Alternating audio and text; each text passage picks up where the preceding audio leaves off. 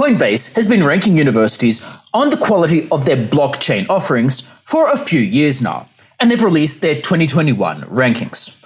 I'm going to go through what the rankings tell us about these universities, which universities rank well in the rankings, and whether the methodology even makes any sense.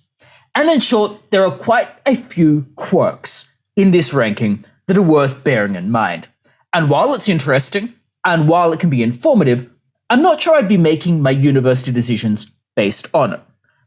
But nevertheless, it gives us some interesting information, and it is another data point that you can use when evaluating various university courses. Okay, so let's start off by looking at the rankings. And the rankings give us quite a few universities they're ranking, so 230 universities in total. And in fact, there are some idiosyncrasies in terms of which universities come out on top.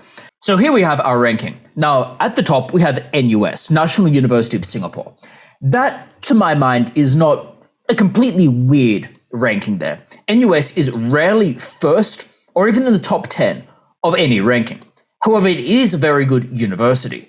So to some extent, it would not surprise me that have areas of speciality where they might actually do incredibly well. I will get to the methodology later on though. Then we have RMIT, which is in Melbourne. That is a significant idiosyncrasy. It would rarely be at the top of any ranking. No disrespect to RMIT, but to some extent it's slightly specialized, so it would normally not be at the top of a ranking. Furthermore, it would not normally be the type of university I would think of as dominating a ranking in terms of business. In Australia, for example, it certainly would not be the primary university one would likely go to in Melbourne. Rather, you'd have University of Melbourne and Monash, for example. And in Australia, you would also include, for example, University of Sydney, UNSW, Australian National University, and University of Queensland, and potentially University of Western Australia. So it is an idiosyncrasy.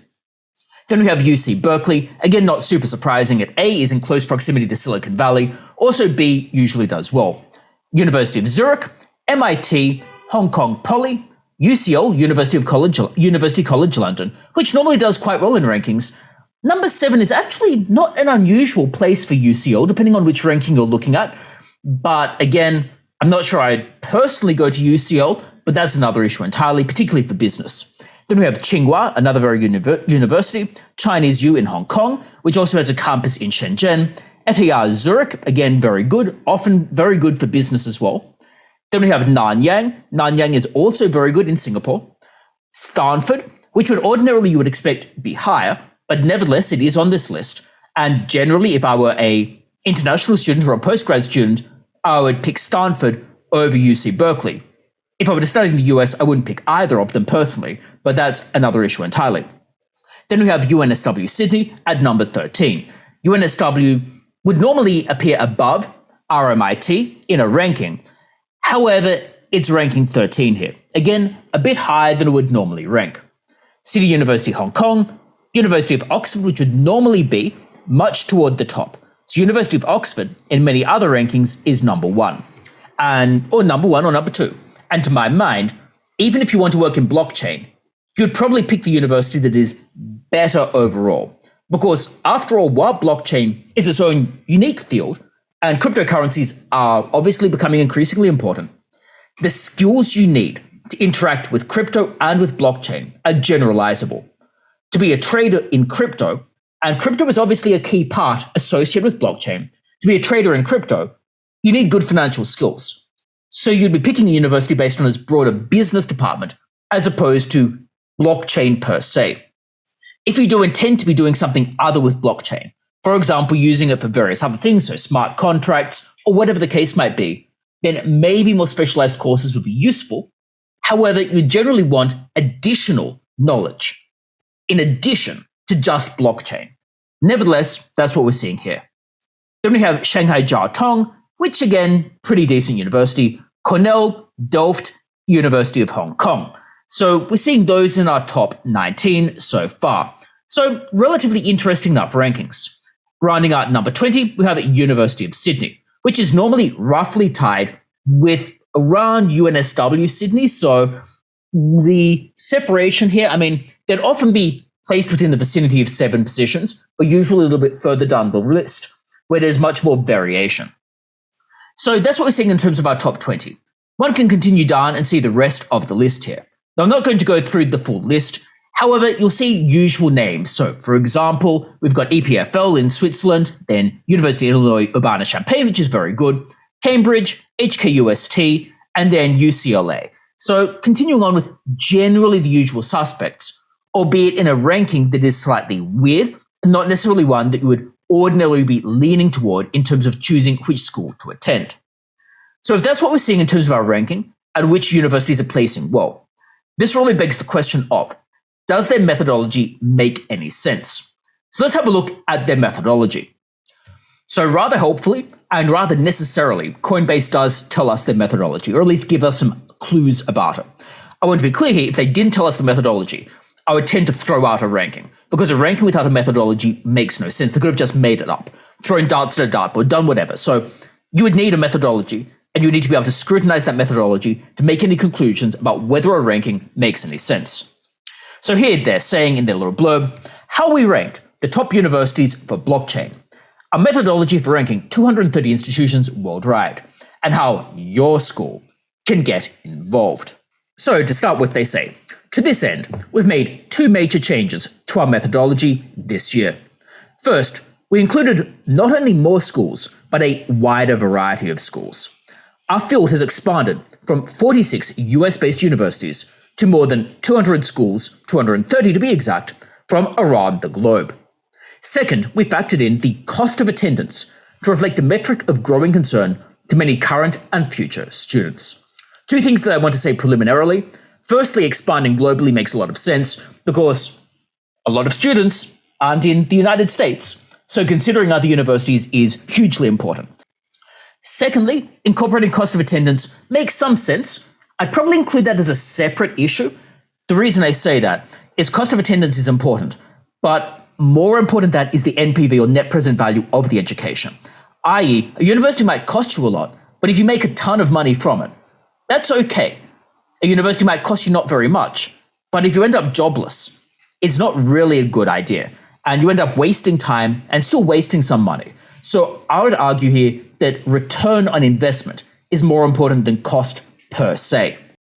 In the remainder of their little introduction here, they say, above all, we want to ensure that these rankings do what they are intended to do, offer a holistic snapshot of the intersection between this transformative technology and institutions of higher education. We believe that a transparent, intellectually defensible ranking can help condense what ends up being an incredible amount of difficult to find information with innumerable factors, down to a more manageable format. In the open source spirit, we'd also like to reiterate our commitment to the integrity and data transparency. We are more than happy to discuss and/or share our data, our methods, or anything else about this project upon request, which is super helpful. That, I think, is significantly better than the overwhelming majority of rankings out there. So I want to give huge credit to Coinbase for that. I also want to give huge credit to Coinbase for going out and talking to universities. I know from first-hand experience that Coinbase does talk to universities to collect information. So Coinbase has done, I think, quite a lot of legwork, and potentially more legwork than some rankings out there. They then talk about their sample size. Now, I won't talk terribly much about the sample size. The ranking has fewer universities than many other rankings, so ARWU has 1,000 universities or more, and many other rankings will incorporate more universities. Focusing on the top 230, I mean, that makes sense, because after you get outside that 230 in terms of blockchain, are the universities outside that really doing much blockchain? Because it still is a nascent field. Many universities aren't doing very much in blockchain, so it makes a lot of sense that they are focusing. There's only so many universities that are really going to be relevant if you're interested in blockchain, to be totally honest. That makes a lot of sense. I don't have any problem with their sample size. Now, the next thing to talk to is the ranking methodology. And what we have here is effectively our pie chart, which is talking about the various components of the methodology. Now, this initially looks a little bit intimidating and a little bit specific, but we can break this down. And the categories broadly make some sense. So we've got campus blockchain offerings. That's going to come down to things like classes, clubs, the like. Then you've got scholarly impact, which is publications and things associated with publications. Then we have, after this, employment and industry outcomes. Again, makes a lot of sense to consider that in some respect. I do want to emphasize, however, that the way they're doing this is a little bit weird. And that also is a similar criticism I have for other parts of this ranking. Then after this, we have academic reputation. And academic reputation obviously makes sense because, let's face it, you want to choose a highly reputable university.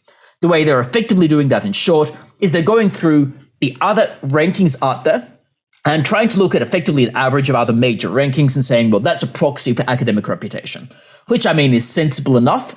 Obviously, there's issues in those other rankings. Each ranking has its own flaws, but by taking a broad sample of them, you're able to some extent, iron out some of those flaws at least.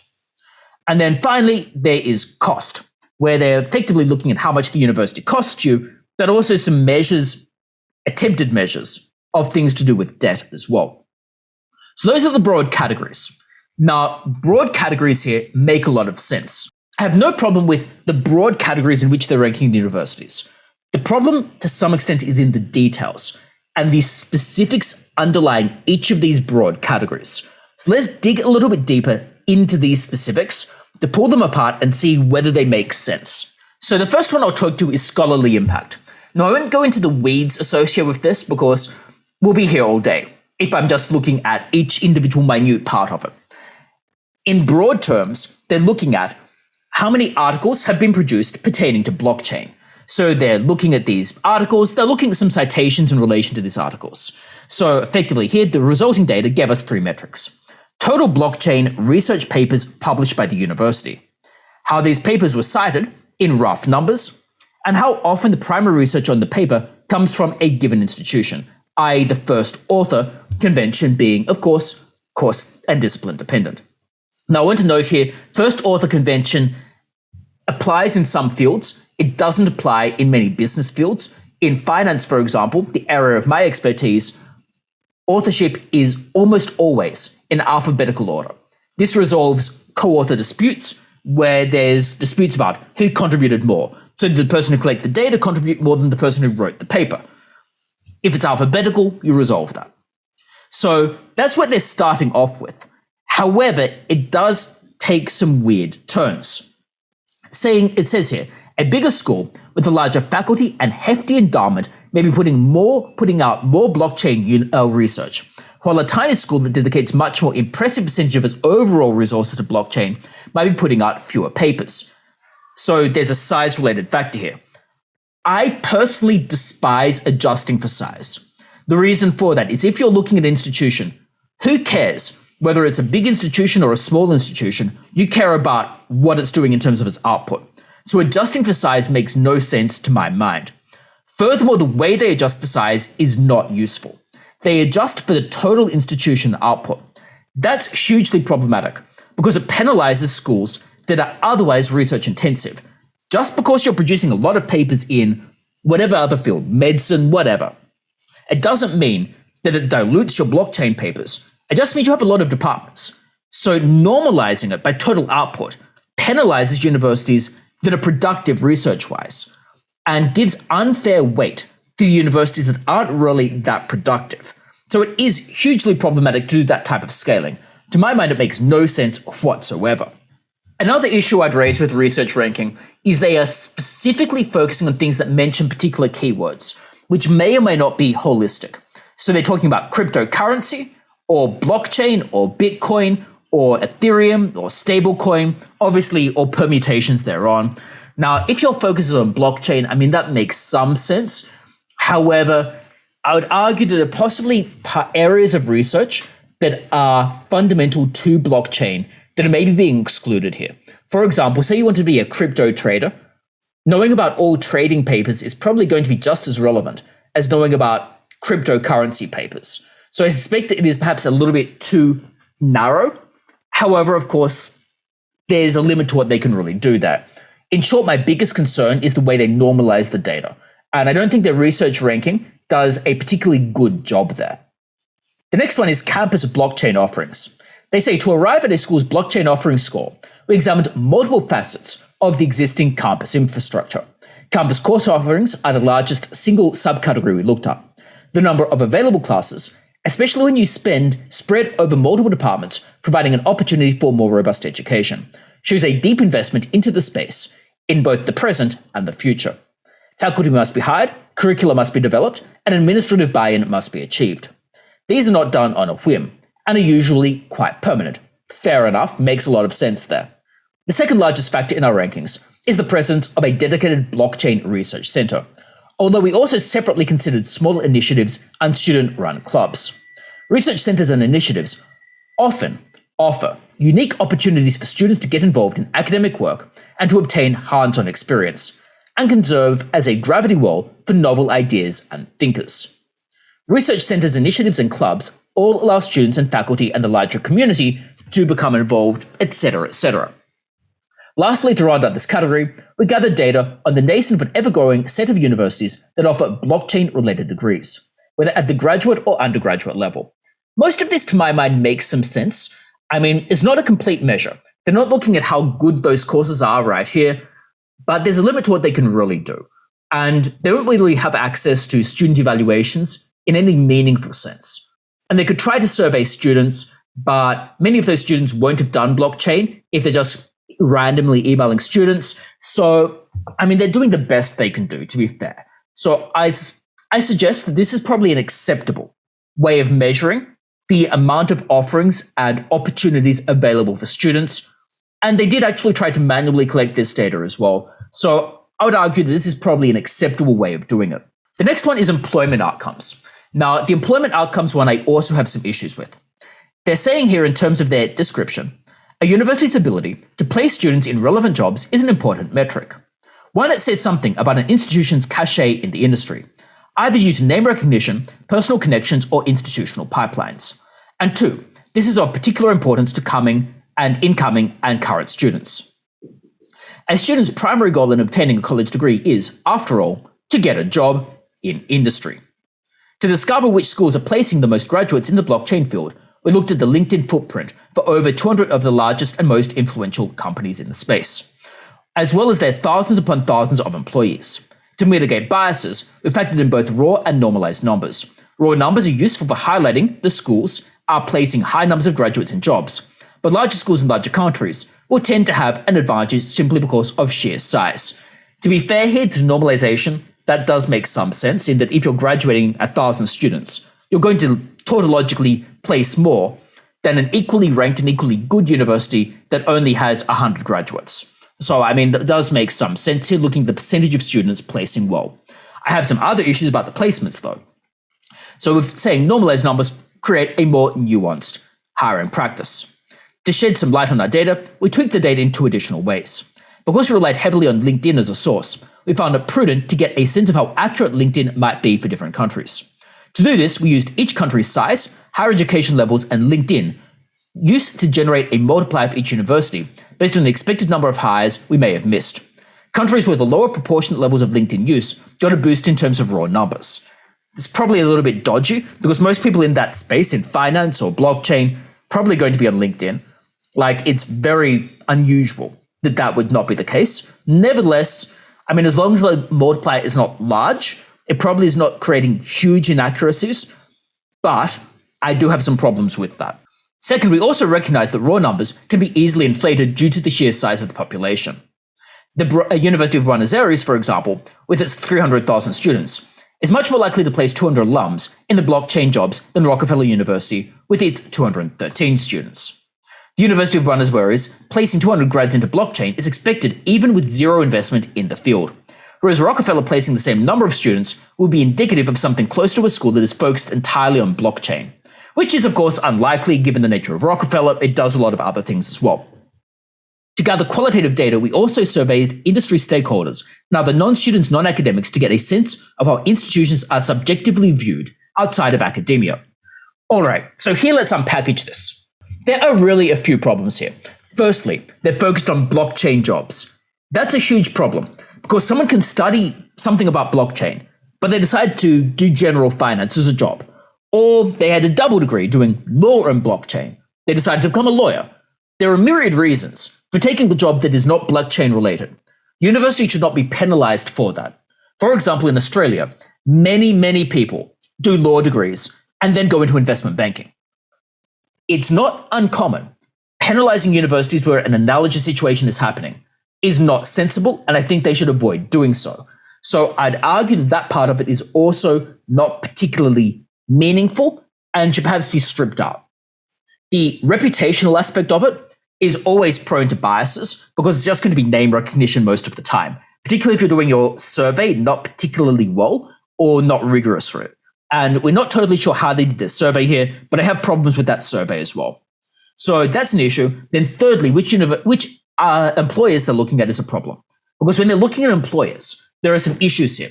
Firstly, you might have a low reputation employer, but it might be a super lucrative hedge fund that people don't really talk about in general terms because it's not big in terms of employee numbers.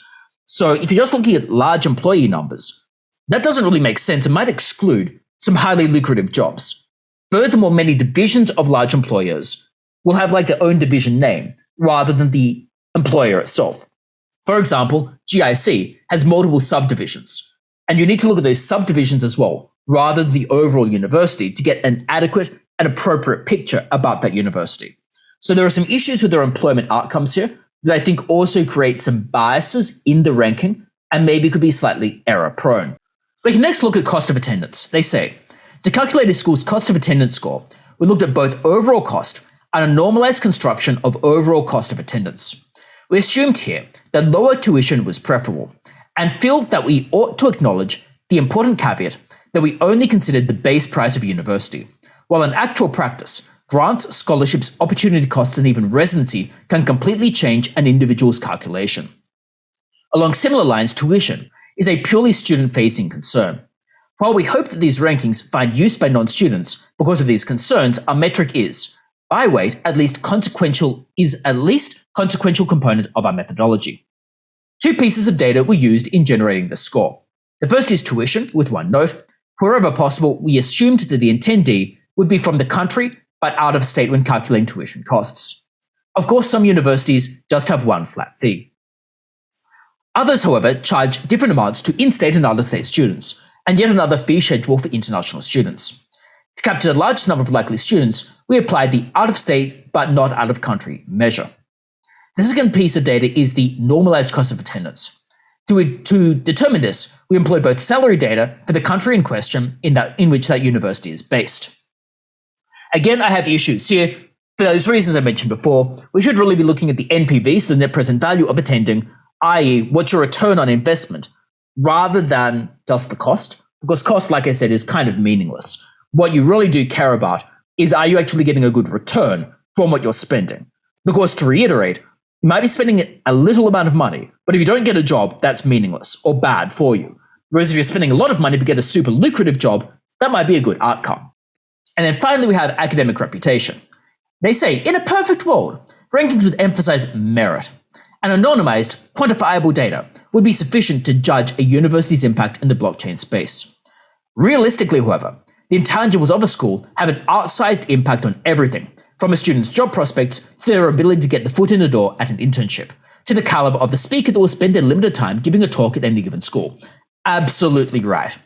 To pretend that reputation doesn't matter, that history is insignificant, is to do a disservice to our rankings. The effect of a school's academic reputation on our methodology, however, is dwarfed by every other category except for cost, reflecting both the recent shift away from credentialism and the greater weight that we assign to more tangible and provable metrics. To determine an institution's reputation score, we looked at two criteria: existing overall rankings, i.e. the US News and World Ranking, the ARWU, Times Higher Education Ranking, and QS Ranking. And they also looked at reputation as determined by their own qualitative surveys. Now again, there are some issues with reputation. It can often come down to name recognition. It can come down to, have I heard of this university? It can even come down to, from an employer's perspective, was this recent grad I hired good or not? It is not really that meaningful. And depending on whom you ask, you can get super biased and super different results. So I dare say this is a very iffy measure. It is good that it is a very small part of the ranking.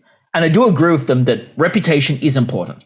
But as they've indicated, it's best not to give it overweighted emphasis in their ranking. So that in general terms is the Coinbase ranking. It's informative, gives us another data point with which to examine universities. However, there are some issues with it. And those issues are relatively broadly based across the ranking criteria. The criteria broadly make some sense. However, there's some issues with how they've constructed the criteria, which means I would not be choosing a university based on the rankings. But if I was specifically interested in blockchain, I maybe would use it to calibrate my choice between two different universities that are otherwise very similarly ranked. But if those universities are vastly differently ranked in other rankings, I'd pick the higher university. However, if they're very similar rankings, then you might look at this blockchain type ranking if you're really interested just in blockchain, maybe as a tiebreaker more than anything else. So those are my thoughts on the Coinbase ranking. I hope you have found it informative, and if you have, it would be great if you liked the video and subscribe to the channel, and let me know your thoughts about the ranking in the comments below. And otherwise, of course, I hope to see you for future videos as well. Bye.